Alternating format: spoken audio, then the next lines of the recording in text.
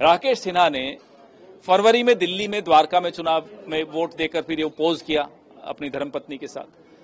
आज बेगूसराय में फिर ये उंगली दिखाई, पोज किया वोट देकर नवंबर में। तो ये दो वोट कहां? फिर एसआईआर कहां है? क्या हुआ एसआईआर का? ज्ञानेश कुमार गुप्ता जी, बड़ा आपके पास गुप्त ज्ञान है, जरा साझा कीजिए वो गुप्त ज्ञान। क्या हुआ एसआईआर का?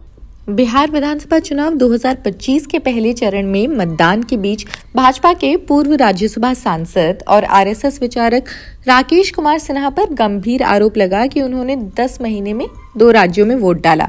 फरवरी 2025 में दिल्ली विधानसभा चुनाव में द्वारका से वोटिंग की तस्वीर भी शेयर की, तो 6 नवंबर 2025 को बेगूसराय के अपने पैतृक गांव मनसेरपुर साहेबपुर कमाल विधानसभा में मतदान कर पोस्ट भी डाल दिया। विपक्ष ने इसे वोट चोरी का सबूत बताकर चुनाव आयोग पर एक हमला बोला है। आरजेडी, कांग्रेस और आम आदमी पार्टी ने सवाल उठाया है कि जनप्रतिनिधित्व कानून 1951 की धारा 17 के तहत एक व्यक्ति 2 राज्यों की वोटर लिस्ट में नहीं रह सकता।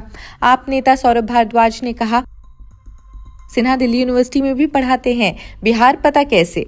कांग्रेस की सुप्रिया श्रीनेत ने पूछा, ये कौन सी योजना है? विपक्ष का दावा है भाजपा फर्जीवाड़ा कर रही है, जबकि लाखों वोटरों के नाम भी काट दिए गए हैं। इस पर राकेश सिन्हा ने सफाई दी है, मेरा पुश्तैनी घर बेगूसराय में है, दिल्ली लिस्ट में नाम था, बिहार राजनीति में सक्रियता से मनसेरपुर में ट्रांसफर करवाया गया। राजनीति इतनी हल्की, मानहानि करूं, उन्होंने दिल्ली से नाम डिलीट कराने का दावा किया। दिल्ली की मतदाता सूची में मेरा नाम था और मैंने वहां की मतदाता सूची से नाम हटाकर अपने पुश्तैनी गांव जो बिहार के बेगूसराय जिले के मनसेरपुर में है, जहां मेरा घर है, जो मेरा स्थायी पता है, जहां मेरी खेती है, जहां मेरे लोग रहते हैं, मेरे घर के लोग रहते हैं, वहां की मतदाता सूची में मैंने अपना नाम डलवा दिया। और मेरा देश की मतदाता सूचियों में से सिर्फ बिहार की मतदाता सूची में नाम है।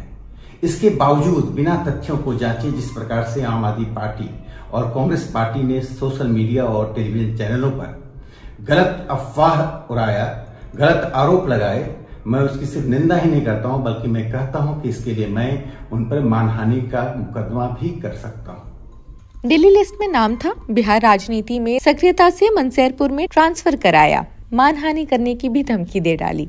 उन्होंने दिल्ली से नाम डिलीट कराने का दावा किया। विपक्ष ने इसकी तस्वीरें शेयर कर कहा, भाजपा का डबल वोटिंग मॉडल खुल गया है। चुनाव आयोग ने स्पेशल इंटेंसिव रिवीजन यानी एसआईआर के बावजूद डुप्लीकेट एंट्री क्यों नहीं पकड़ी? ये विवाद बिहार में वोट चोरी के आरोपों को और गर्मा रहा है, जहां पहले चरण में रिकॉर्ड 64% से ज्यादा टर्नआउट हुआ।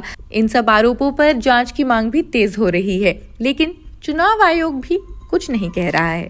बिहार में पहले चरण का मतदान खत्म हो चुका है। पहले चरण में रिकॉर्ड 64.66% मतदान हुआ। पहले चरण में 121 सीटों पर भी वोटिंग हुई। लोगों ने बड़ी संख्या में मतदान में हिस्सा लिया। बिहार चुनाव में 2 लाख से ज्यादा 85 साल से ऊपर के वरिष्ठ नागरिकों ने वोटिंग में हिस्सा लिया। बेगूसराय जिले में सबसे ज्यादा वोटिंग देखी गई और वहीं बिहार में पहले चरण में हुई वोटिंग ने पिछले 25 साल का रिकॉर्ड भी तोड़ दिया है। इस बीच पहले चरण की 121 सीटों पर मतदान समाप्त होने की कुछ ही देर बाद एनडीए और महागठबंधन दोनों ही खेमों ने मतदान प्रतिशत अपनी अपनी जीत का दावा किया। कांग्रेस ने कहा कि महागठबंधन बिहार में सरकार बनाने को लेकर आश्वस्त है।